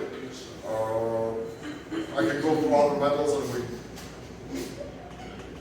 go back to the category. Did you decant the Cabernet in a, what is that? It's a vase. It is a It Rita. works, that's the important part. It's a Rita branded decanter. Oh my gosh. Can we get a picture of It's this? a what? I'm sorry. It's a Rita. This is wine history right here. There we go. I don't know. I think it's awesome. It's a wine store. You'd think you'd have a real decanter. Right now, Dusty wanna Let's- use. Let's find out if it pours. That was the one. That pours very well. I'm impressed. Bravo, Rita. Rita has years of academy training when it comes to pouring wine. Sir, I was gonna say, like, you guys have this like whole museum complex. You're talking about your legacy, you're talking about your story and all this stuff, and how you like the war's kind of putting a real damper on your ability to like communicate that to the world and stuff like It's, that. So, like, where's your Netflix documentary? Where's that? Your Netflix Ah, documentary, or like Hey. a book. We are working on stuff like that. We're working on how to spread this to the world. But part of that is as we come to the United States, it's all of you. You know, please rate these on Vivino. Please tell people. Please share this on social media. We are just building this in the United States. Literally, look, because our mission is wine diplomacy for Ukraine, both for the country and for the wine production in that country. And tell people they can only get it at City Vino. We are. We started with distribution. Our first distribution location is Washington, D.C., Virginia, and Maryland, Yes. right? Because that's the community. That's what it is. The people who have influence over changing how the world sees this live in those communities, right? And so that we started here. Our first brand ambassador, if anybody I don't know if anybody follows politics before here, but our first brand ambassador is Ambassador Kurt Volker, former U.S. ambassador to NATO and U.S. Special Representative to Ukraine, he's a two-time ambassador. So we call him our brand ambassador. And he actually has a 10-year love affair with SHABO from before the war, and has known Giorgi for a long time. So when he found out Giorgi was coming to the U.S. and the mission and what we're doing, he was all in. But this is the first market we entered. We just started our second one in Colorado, and that's already going crazy too. And just so you know, like this is catching fire quickly.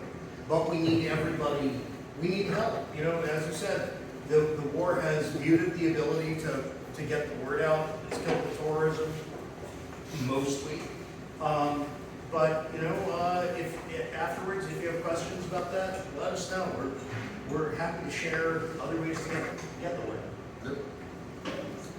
So, a little story, it's Cabernet Merlot. This is Cabernet. So this is Grand Reserve again, like that last Celtic Coda. This is the limited edition. Oh, I forgot we had that. Oh, okay, so it's Sapporo Merlot. Sapporo. Okay. They're getting all their wines. We do a lot of wines. Rita, I think you do more wines in the tasting with SHABO than anybody else. And I love it. It's really, really, really awesome.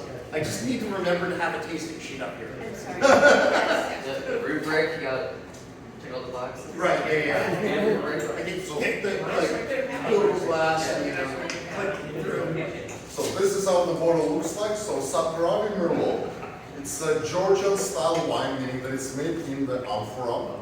It's very neck deep underground. As I mentioned, there's amphoras why they're very neck deep underground, because they keep the same temperature and humidity with 1 degree variation all through the year. So you can keep it for winemaking processes or also for storage. And it was very common in every single Georgian house, like even my grandmother had them, and because the neck is so small, they can only rope down children to wash it. The common trick my grandmother used to do is she made me sing while I was inside there, because once I started to slur my words, it's time for me for some fresh air.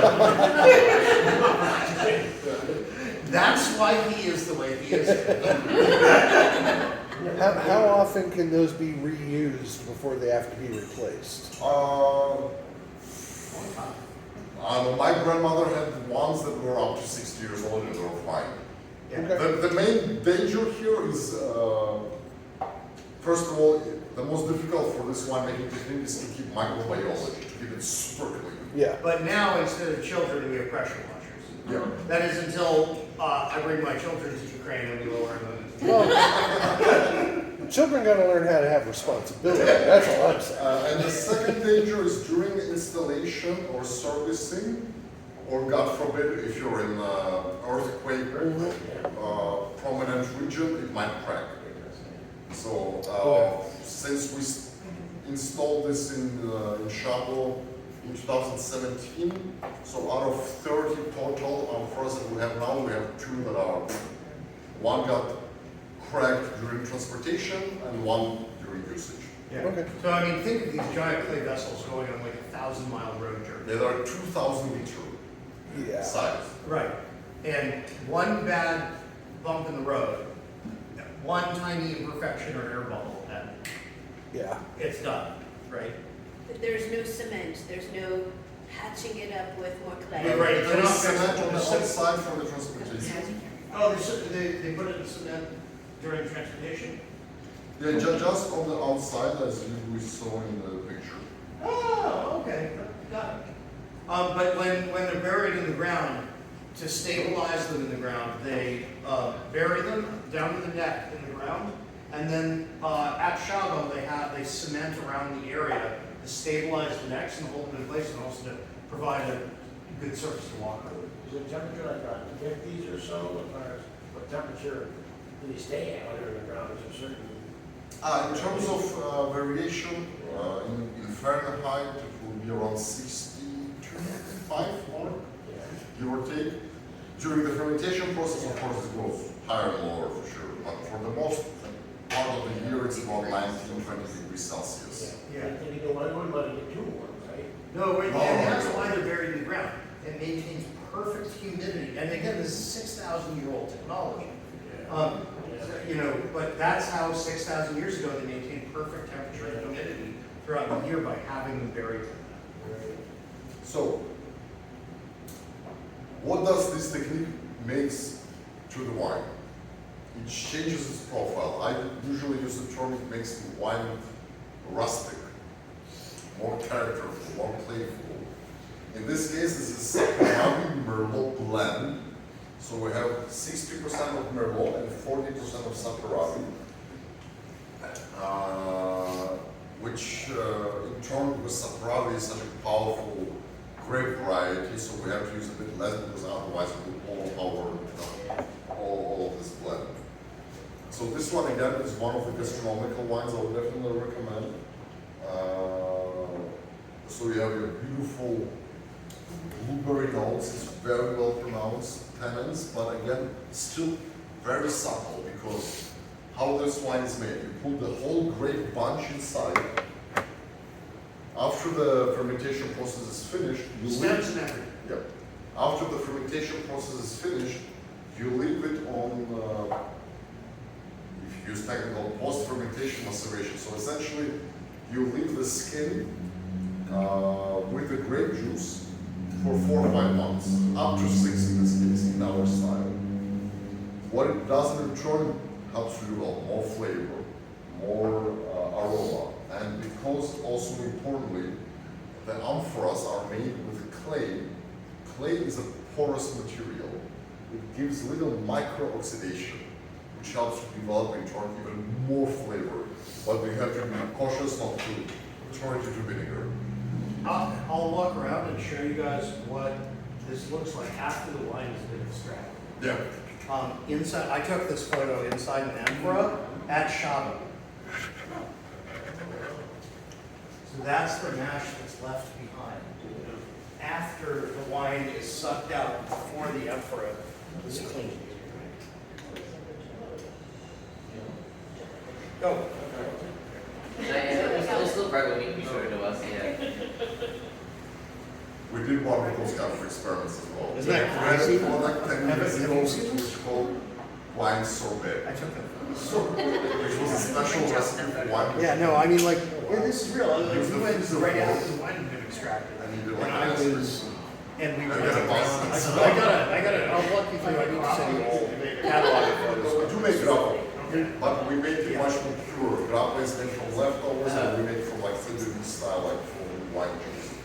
Wait, So- you just mentioned grappa. So, they don't make grappa, they make proper grape vodka.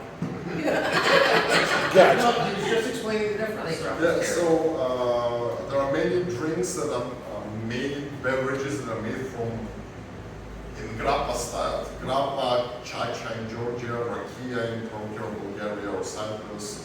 So what it is when you make wine, so you press the grapes, the must is left. So the first juice went to the wine, and whatever is left over, we press it again. And that's what is grappa and chacha actually means, the leftovers of wine. You distill it several times and you get a grape spirit. Now, because it's made from leftovers, grappa traditionally is quite oily, it's very heavy, it's, yeah, you can feel it the next morning, long story short. I'm just trying to be diplomatic. Now, how we make it. Instead of using the leftovers, we actually we use the first juice, the highest quality, the purest that goes to the wine. And we distill it 5 times, and then depending on the style, it goes through the bottle or through some light barrel aging as well. And that's why we call it grape vodka, just for pure marketing reasons. If you want to get technical, the technical name of that beverage is actually French, and it's called eau de vie, water of life. Now, if you take that water of life, you put it in the barrel for 3 years, and you just happen to live in the village of Cognac in France, in 3 years you're going to have Cognac. So that's what it is. And actually I have full-on highest quality distilled grape juice that is not aged. Gotcha, okay. I was wondering what kind of was now, isn't it? So, Yes. we're working. Read Also, it. importantly, I also want to mention, because it's also becoming,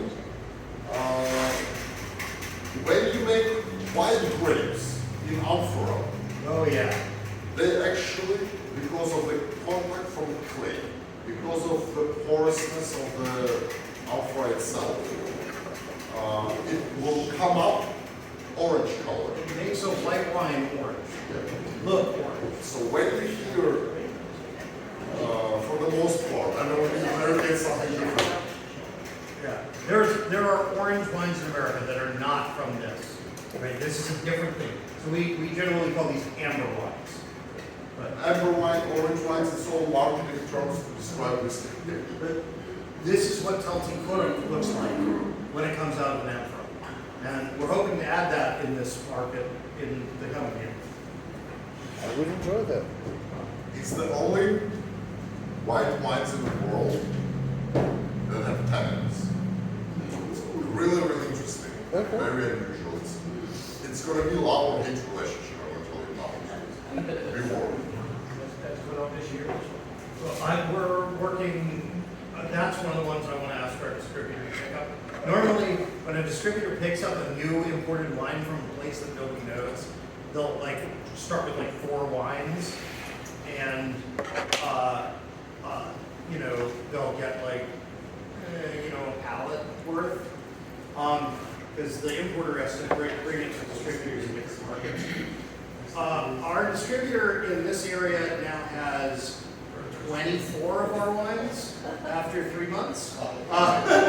It's taking up a significant chunk of the warehouse, but it moves. In the DC, Maryland, Virginia area, we've gone through 650 cases in 20 years.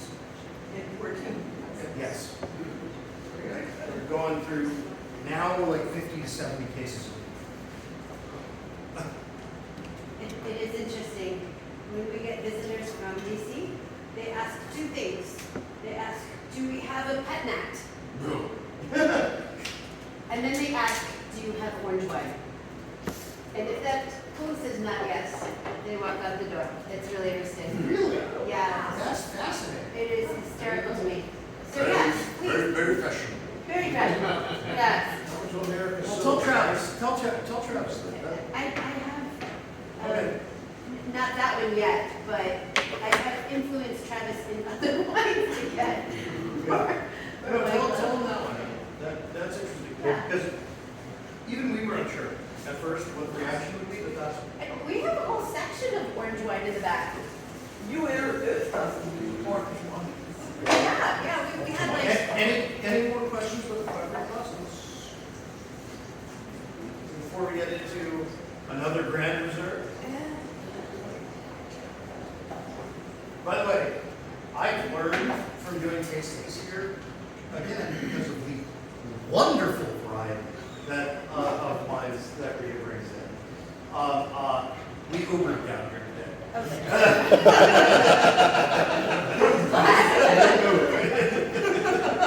mean, you can offer us rides, but Sam from here, BC. No, I live in Woodbridge actually, and Giorgi is staying in Alexandria. so, I want to share with you a story that will put our wines in more perspective, I guess, and also considering the fact that the wine we're trying now is a Bordeaux blend of Cabernet Sauvignon and Merlot, but it's obviously Cabernet dominant. 82% of Cabernet Sauvignon.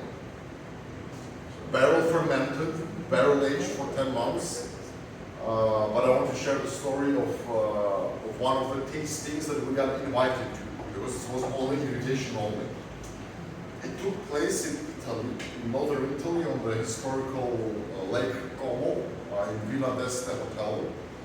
The event was organized by an official association of wine critics and journalists of France and Italy together. I received a call saying, from a person saying, like, listen, like 3-4 years ago, I tried your Cabernet in one of the big international wine expos. I remembered it and I want you to invite to come to this event. Okay, no problem.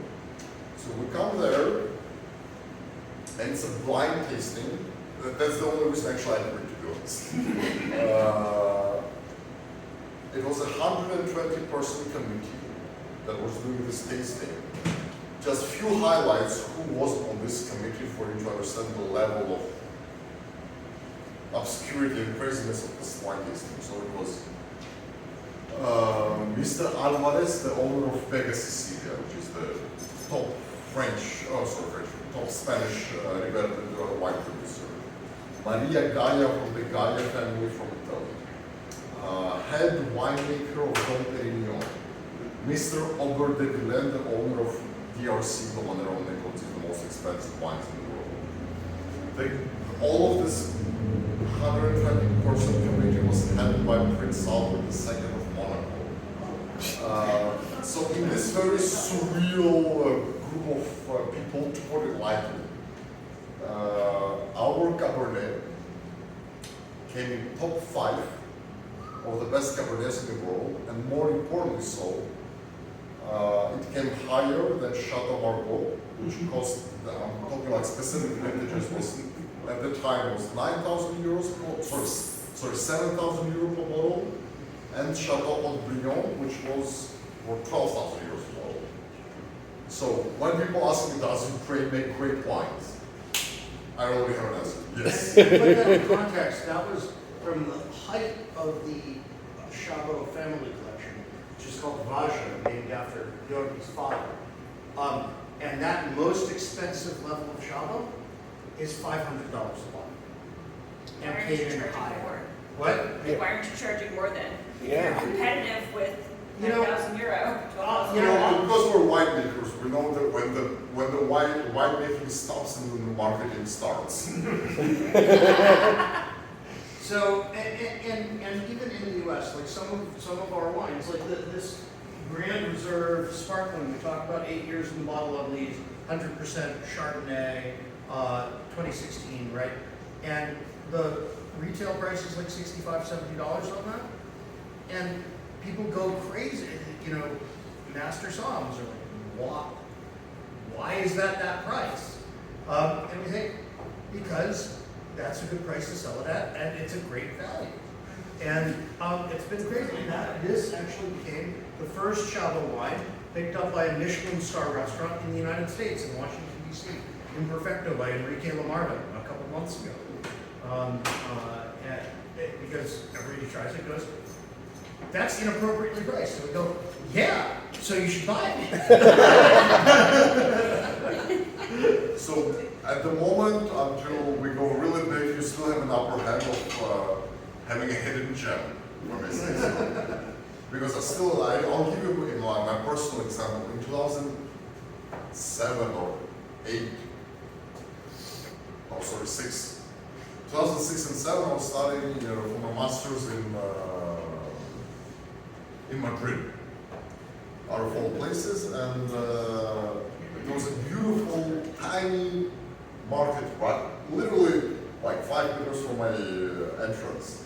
And it had the tiniest wine shop, literally like not bigger than probably from this wall to wall. And this one obviously was a very proud Spanish man that was originally from Ribera del Duero and only selling, and the wines were up to the ceiling, only selling the wines from his region. And I still remember discovering the region for myself for the first time and buying wines that are 20, 25 euros. That's was for like special occasion if I go to visit. If somebody invites me to their house, I was a student, so for myself it was like 8, 10 euros. And like incredible wines. In the last 20 years, for me, unfortunately, that region became more and more well known. And those very wines that I was buying for 20 euros, for 25, now have an expert zero at that. So, yeah, something to consider and think about. So now we have a Grand Reserve Cabernet Merlot. This is 82% Cabernet, 18% Merlot. This is that same Grand Reserve process, except unlike the Celtic Puro you had earlier, this isn't fermented in those 228 liter barrels. This is fermented in those 5,000 liter temperature controlled Terransav French oak tanks that you saw in the red fine wines section.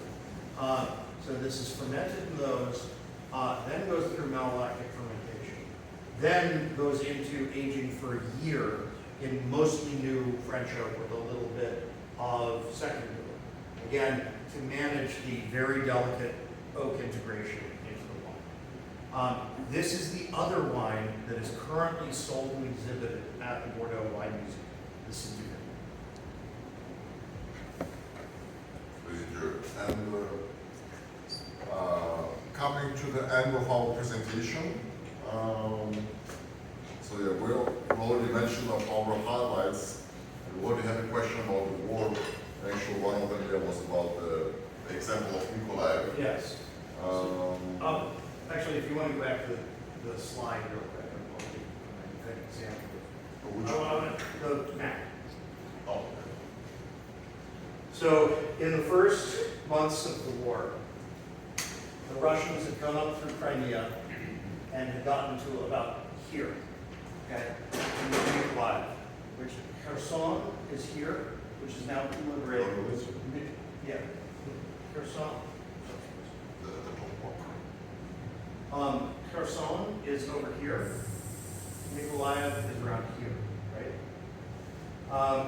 And the Russians had taken Luhansk, Donetsk, part of Zaporizhia, and much of Kherson regions of Ukraine. And they were marching across. I was up here in a safe house, and the Ukrainian Navy SEALs wanted me to go down to Odesa. And I got in a big fight with some of the guys on my team. They said, they thought Odesa was going to get taken next. Because Nikolaev was the next big city before Odesa, and the fight was on in Nikolaev. I mean, I got a really big fight. And Nikolaev wound up being stopping the Russians when nobody thought the Russians could be stopped and march across Ukraine. And so that's why it's called the Hero City of Nikolaev. And the city was the site of constant urban warfare for like 6 months before the Ukrainian army massed and pushed the Russians all the way back out of Kherson. But during that whole time, this entire city, what's the population? Half of Odessa, like 300,000-400,000. 300,000 or 400,000 people were totally cut off from water. Both the civilians in the town and the Ukrainian troops fighting to stop the Russians from taking it and pushing to Odessa. And so there was no fresh water supply, there was no clean water. No drinking water. And so Giorgi stepped in. Yeah, all of the SHABO team stepped in. So first we started sending our wine carrier trucks filled with water because we have artisanal wells right on the territory of the winery.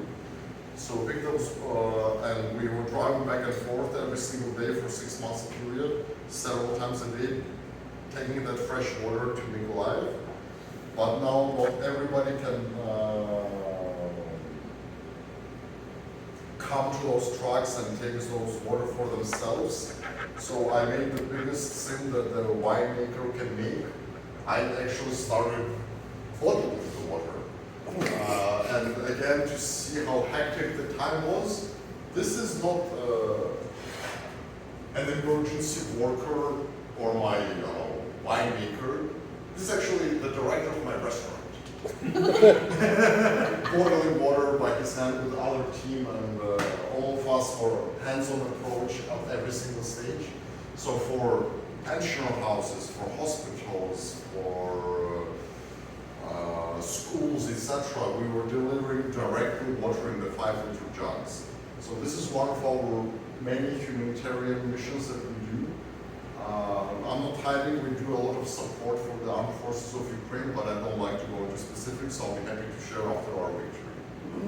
Yeah, those first months were so uncertain, and this is total war. This is the first total war really in the world since World War II. And those first months, nobody knew what was next. Nobody knew what was the next day or week was going to hold. And so everybody threw in. And some in significant ways nobody could even imagine before the war. And so this gives an idea of, everybody goes, well, how did Ukraine survive that initial onslaught through efforts like this by everyone, by the whole country? You don't hear about that on TV. No, exactly, and that's why we share this story.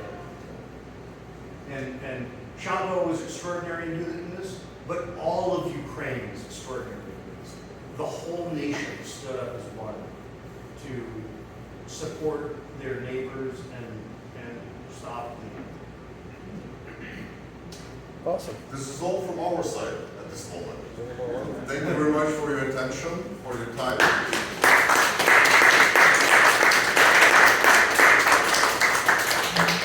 I hope it was a good discovery of Ukrainian terroir, Ukrainian wines, about the beautiful mission of Spryt worldwide and the whole SAM's team that we're doing.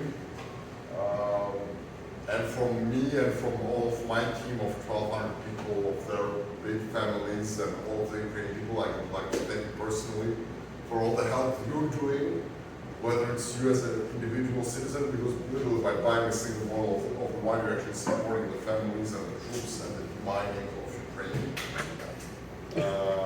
And also personally for all the support that America has been already doing and still continues to do, because we have been realistic and very open about it.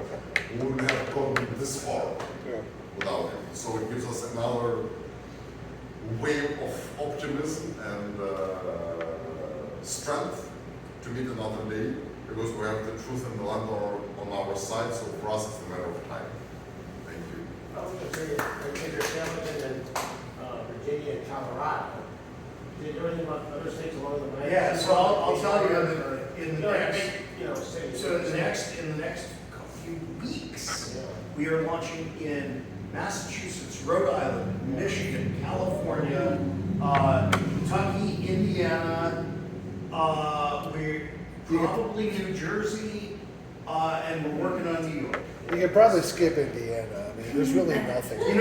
So funny enough, the reason Kentucky and Indiana are in there is at a trade show, this guy walked up from an importer of Georgian wine with a U.S. Marine Corps lapel pin, and above that a lapel pin with a crossed American and Georgian flag.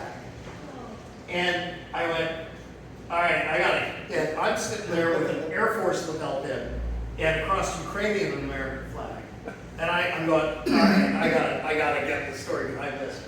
And he's an American military officer who went to Georgia on a foreign assignment as a war planner, helping Georgia plan for war against Russia out of the U.S. Embassy there, and fell in love with Georgian wine and decided to become a wine importer for Georgian wines. That story sounds familiar. Right. So we sat down and we talked, and I said, and you distribute in Kentucky and Indiana?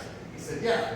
And we talked, and I said, you want to do Ukrainian wine? He said, absolutely. You want to do Giorgi one? And so, we said, this is too obvious of a fit. Like he said, they do a fair amount of business in Indianapolis, in Louisville, and and they're really spreading the word about Georgian wine, and now they're going to add Ukrainian wine to that because of the mission. And so that's why those two states are on that list. Okay. They were not like high up targets, but when something like that falls into your lap and a partner that really understands it that way, you can't say no to that. That's right. That's a true statement. Yeah, it was too easy. So we're starting that. We're launching we're working on a whole bunch more states right now. West Virginia is also on the list.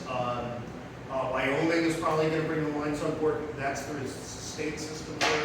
Montgomery County, Maryland is bringing the wines on board. So There's like 12 people in Wyoming. yeah. So here's the thing. I went to the 17 control states in the United States where all the alcohol, at least all the liquor, has to go through the state, and some of them all the wine does. And in Wyoming is one of those. And the head of the control organization in the Wyoming government came up to me I was looking at our stuff. I said, I said, would you like to try some new wine? I bet you've never had Ukrainian wine. And he looked at me, he said, you bet wrong, son. I went, this was a few weeks ago. This is since the last time I was like, and I said, really? I said, where did you try Ukrainian wine? He said, in Ukraine. And I said, when were you in Ukraine? I said, what brought you to Ukraine? He said, wine. And I went, what? He said, I made a wine pilgrimage to Ukraine in 2003. And I went all over Crimea to Ukrainian wineries and learned the beauty and incredible history of Ukrainian wine. I said, what? The one person that I've run into like this is the head of alcohol in Wyoming? And I said, okay. And we tasted wine, we talked for a long time, so now Wyoming's probably going to have to come pretty soon. That is awesome. This was the head of alcohol in the Wyoming government's organization. Oh, right. Did the wine pilgrimage to Ukraine. But the mission that Sam and his wonderful team are doing, and it's definitely not me and Sam saying this, because never worked in America beforehand, this full potential, not involved in alcohol, but we have a wonderful sales director.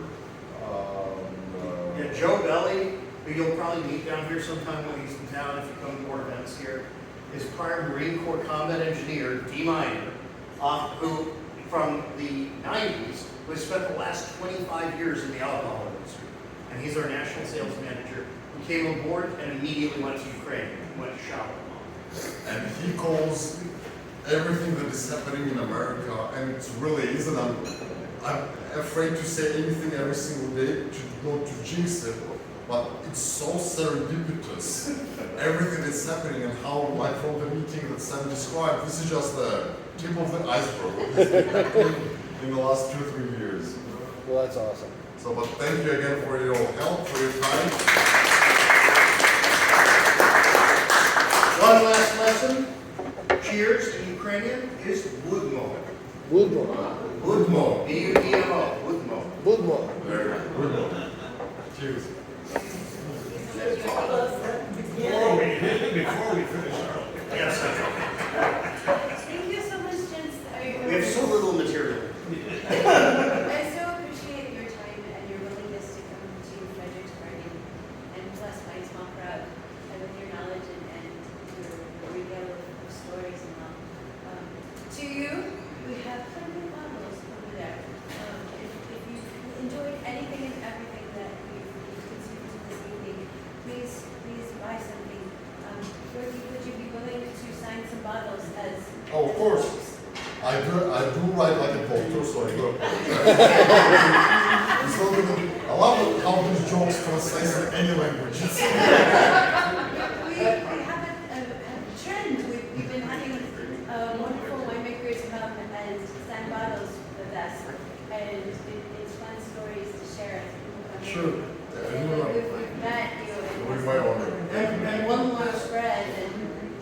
But, No, go ahead. and I've shared some time with you to get to know you because, you know, selling bottles of wine is like selling friends. You're like, it's just friend. Yeah, what a face to it. Yeah, it's amazing. It's personal that I've met you.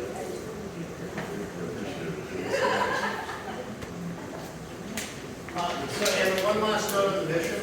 So with our demining partners, it's not like some performative, oh, we give a percentage of sales to, you know, to the mission, and they won't ever say what it is because it's a 0.5% or 1% or something. 15% of all our profits goes directly to the deminers. We work directly with them. We got them out of the minefields a couple months ago to take them to SHABO and have them spend days drinking ridiculous wine at SHABO. They want me to come and clear some minds with them on the next trip over. We'll see. Feelings about that.